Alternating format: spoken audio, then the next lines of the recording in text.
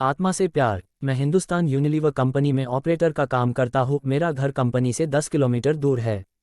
मेरे पास एक बाइक जिससे मैं अपना घर से कंपनी और कंपनी से घर का सफ़र पूरा करता हूँ। एक दिन ऑफिस से घर जा रहा था तो रास्ते में मुझे मेरे कॉलेज जिसमें मैंने अपनी ग्रेजुएशन पूरी की थी के बाहर एक लड़की दिखाई दी जो मुझे देखकर मुस्करा रही थी।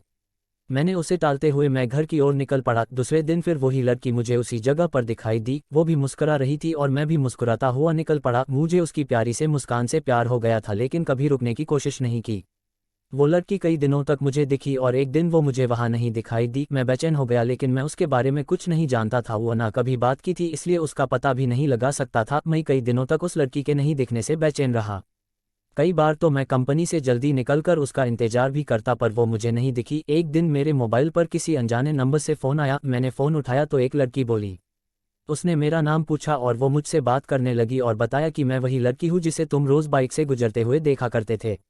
मैं अचंभित रह गया कि इसके पास मेरा नंबर कैसे आया और ये मेरे से क्यों बात कर रही है, लेकिन उसकी मीठी बातों में इतना खो गया कि ये सब बातें भूल गया। एक दिन उसने मुझे कॉलेज के बाहर मिलने के लिए बुलाया। मैं और मेरा दोस्त हम दोनों बाइक पर उससे मिलने को गए क्योंकि कभी मैं लड़की से अकेले नहीं मिला था तो घबरा रहा था। मैं और मेरा दोस्त जैसे ही कॉलेज के बाहर पहुंचे तो वहां वो लड़की कहीं पर भी दिखाई नहीं दी। मैंने काफ़ी फ़ोन लगाया लेकिन फ़ोन स्विच ऑफ था। मैं घर लौट गया और घर में घुसते ही उसका फ़ोन आया तो मैंने गुस्से से कहा कि हम वहां पर आपका इंतजार कर रहे थे, आप क्यों नहीं आई। तो उसने कहा कि तुम अपने दोस्त को क्यों साथ लेकर आए थे, मुझसे अकेले मिलने आना। मैंने कहा ठीक है। अगले दिन सुबह सुबह मैंने उसके फ़ोन लगाया लेकिन उसकी मम्मी ने फ़ोन उठा लिया। मैं एक बार तो डर गया लेकिन कॉलेज के प्रोजेक्ट का बहाना कर उससे बात करने को उसकी मम्मी से कहा।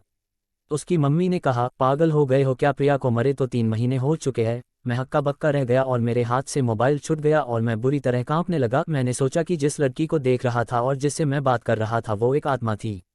मुझे फिर भी विश्वास नहीं आया। मैंने अगले दिन फिर प्रिया की मम्मी के फ़ोन लगाकर सारी घटना सुनाई तो उन्होंने कहा मेरी बात पर यकीन ना हो तो मेरे घर आकर देख लो। मैं प्रिया के घर गया तो प्रिया के फ़ोटो पर माला लगी थी। उसकी माँ ये घटना सुनकर भावुक हो गई लेकिन उस दिन से मैंने अपनी वो सिम निकाल कर फेंक दी और नए नंबर ले लिए और फिर कभी फ़ोन नहीं आया। लेकिन आज भी मैं अनजान नंबर से अक्सर सहम जाता हूँ। मित्रों, अगर आपको मेरी आप बीती पसंद आए तो शेयर जरूर करें। ये कहानी मैं प्रिया को समर्पित करता हूँ और आईजीएस को धन्यवाद देता हूँ कि उन्होंने मेरी आप बीती को आप लोगों तक पहुँचाया।